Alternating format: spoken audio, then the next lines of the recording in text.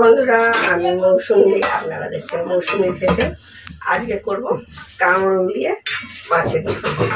এটা কিন্তু দুর্দান্ত হয়। কারা কারা খেয়েছেন আমি জানি না, অনেকেই তো হয়তো খেয়েছেন, আর যারা খায়নি নিশ্চয়ই ভিডিওটা সবাই পুরোটা দেখবেন। খেয়েছেন যারা, তারা আর যারা খায়নি পুরো ভিডিওটা দেখার অনুরোধ রইল সবাইকে। খুব সহজ একটি রেসিপি, তাড়াতাড়ি হয়েও যায়, চট জলদি করে নিই আমরা চট করে।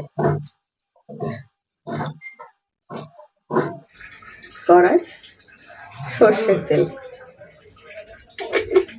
আজকে হবে কাঁকরোল আলু দিয়ে মাছের ঝোল।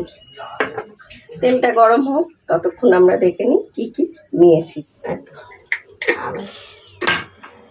আজ মাছের ঝোল করার জন্য কাঁকরোল দিয়ে এরকম ভাবে এই আলুগুলো কেটে নিয়েছি লম্বা লম্বা করে, আর কাঁকরোল আর নিয়েছি কাতলা মাছ, রুই মাছ, চারাপোনা সব কিছু দিয়ে করা যায় তরকারিটা, ভালোই হয়। আমি কাতলা মাছের দাগা নিয়েছি, একটু নুন হলুদ মাখিয়ে নিলাম মাছটায়, আর কিছুই না। আর নিয়েছি দুটো টমেটো কেটে আর দুটো পেঁয়াজ কুচিয়ে। মাছটা ভেজে নেবো, দিয়ে দেবো একটু নুন, তাতে কী হয় মাছটা লেগে যায় না।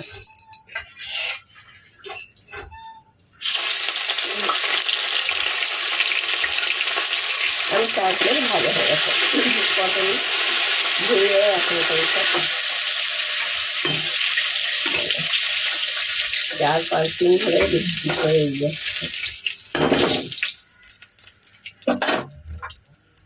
ওই তেলেই আমরা ভেজে নেবো আলু আর কাঁকরোলটা।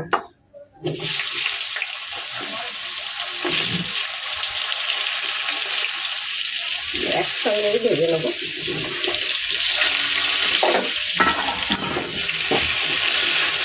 অনেক কাঁকরোল আর আলুটা কিন্তু ভাজা হয়ে গেছে ভালোভাবে। তুলে নেবো, একটু সবজি ভালো করে ভেজে নিলে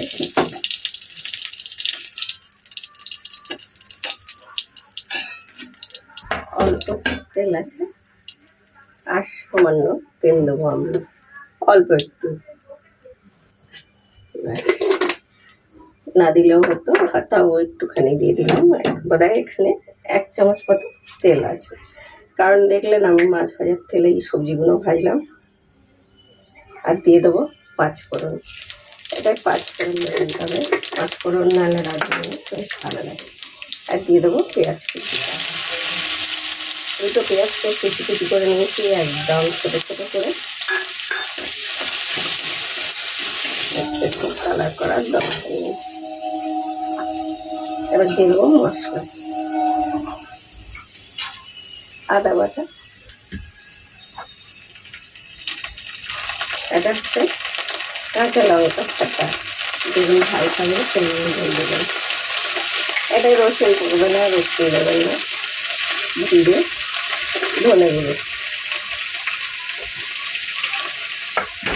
দিয়ে দেবো, হলুদ দিয়ে দেবো, একটুখানি কাশ্মীরি লঙ্কা অল্প, সেটাও অল্প, যে খুব কালার হবে তা নয়, কারণ হচ্ছে যেহেতু কাঁচা লঙ্কা দিয়েছি একদম কালার হবে, তাই একটু কাঁচা লঙ্কাটা দিই।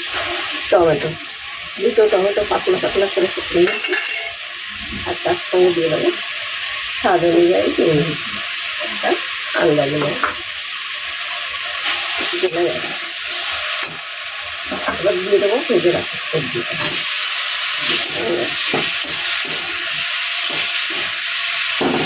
যারা ভাত দিয়ে খাওয়ার জন্য সেই অনুযায়ী আমরা জলটা দেবো, যেরকম ঝোলটা রাখবো বোতলটা একটা আন্দাজ মতো।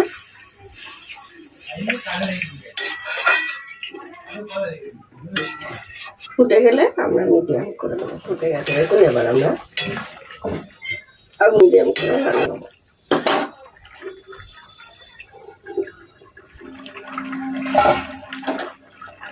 দেখুন কি সুন্দর দেখতে হচ্ছে ঝোলটা, আলু সেদ্ধ হয়ে গেছে আর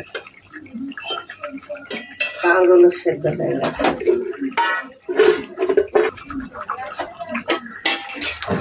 আমাদের রান্না প্রায় শেষের মুখে। আমরা মাছটা দিয়ে যাতে মাছের ঝোলে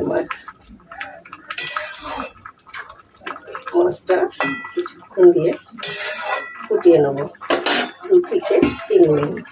হলেই আমাদের খাবার দুপুরবেলায় এরকম একটা ঝোল আর গরম ভাত, 1 থালা ভাত খাওয়া হয়ে যাবে। আমাদের হয়ে গেছে মাছের ঝোল আজকের মতো। মৌসুমি হেসেলের রেসিপি এখানে এসে আবার ফিরে আসবো অন্য কোনো রেসিপি নিয়ে, অন্য কোনো সময় আপনাদের সঙ্গে। সবাই সুস্থ থাকবেন, ভালো থাকবেন।